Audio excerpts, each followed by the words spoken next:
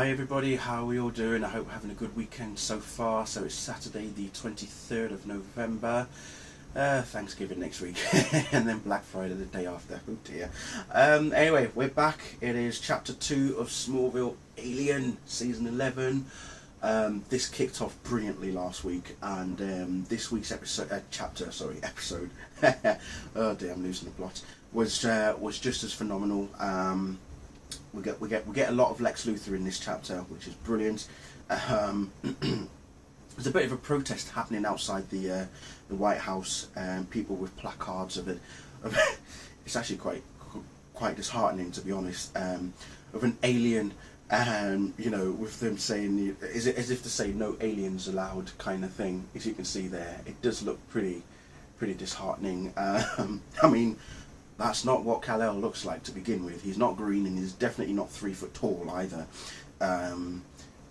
It's as if they're trying to say he's... yeah, I'm not even going to go into it. Anyway, so the president is with some important people. But it looks like he must have just finished a meeting, and he's got a visitor. And he literally does have a visitor. It is none other than Superman himself. He looks like they've come to an agreement in that if Superman and the President want to have discussions with each other, he's got to be at a certain part of approved airspace, communicate with his President's sort of PA, who then will allow the President to then say, right, okay, give him the green light, he can then come in. And the President's even asking about Watchtower. He wants to know what it is. When he asked Superman, would you like to drink, and then Superman's like, well, no thank you sir, I never drink when I'm on duty. So that goes back to the film as well, to Superman the movie. There's a moment just before that where he actually sort of catches the President's advisor as she's about to fall on the floor, sorting out her shoe, and you hear it, you just see her say, you caught me, as if to say, like as Lois Lane did in Superman the movie, it's alright miss, I've got you, you got me, who's got you? So very, very good sort of, allusions there. So as they're having a conversation, Superman is telling the President that whilst they're having their chat, he can hear several crises that are occurring in surrounding states that do require his immediate attention. So he's basically telling the President, look, I'm in a bit of a rush. Let's get this over with. The President shows him photos of the of what landed in Russia in the first chapter, and if you read it, you'll know that at the end of the chapter we actually saw a monitor, not an actual physical screen monitor, but one of the monitors who, if you remember way back in Guardian, who shot Chloe number 2 from Earth number 2.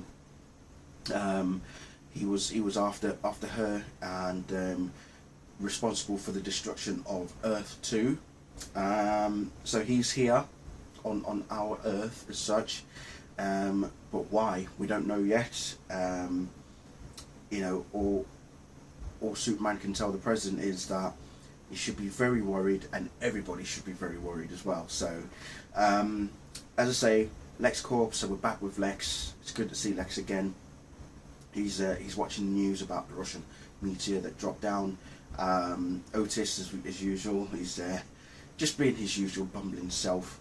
They're talking about the he's going on about the meteor strike in Russia, but Otis is actually referring to something else, and no, not about the Washington Monument that turned into the stone monster from Hades, but it's more to do with Superman being an alien.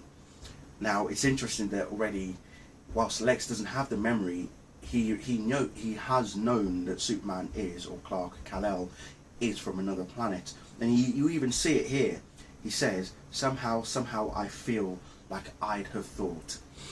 And that's when Otis was like, I'm sure you would have gotten there eventually, smart guy like you, as if to doing a bit of patronising towards Lex, and that's not what he intended at all.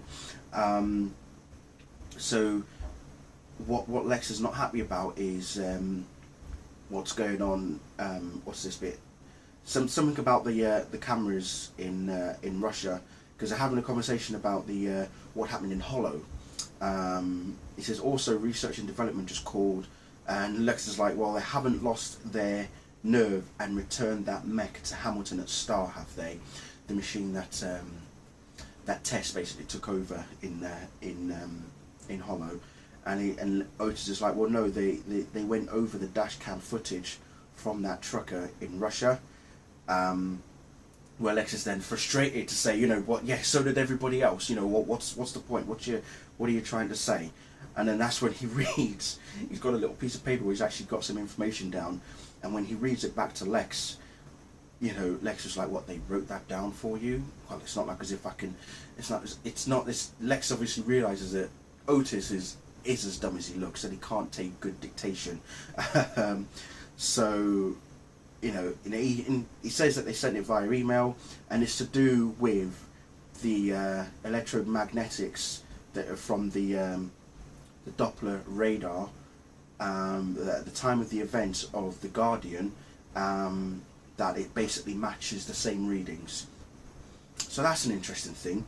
And then that's when Lex decides, oh, okay, so what fell into Russia also arrived way back during the Guardian incident in the same sort of fashion. So Lex is now thinking, right, a visit to Russia is on the go. We've got Chloe back, which is good, and she's pregnant, bless her. You can see that she's got the bump there. So Clark, Lois, Chloe and Tess are all discussing about the doppelganger and what's happened to her ship, Earth 2, because Lois doesn't know much about Earth 2. Well, she knows a bit, rather. They're all having a little chat about the events of what happened when the second Chloe, who obviously died, and the memories that were taken from her put into this Earth's Chloe's head. She you know, our Chloe still feels, you know, that they never really took root in her mind, all the images and stuff, the memories, and she's getting fleeting glimpses, as she says, but it's just mainly the same things, just over and over. And then where we go, I mean, even Tess says it's hard to believe that just one of those guys would pack enough punch to destroy one Earth, assuming we're even the first. We could be Earth 37 for all we know. Which could be true, they could be. There are an infinite number of universes out there and an infinite number of Earths.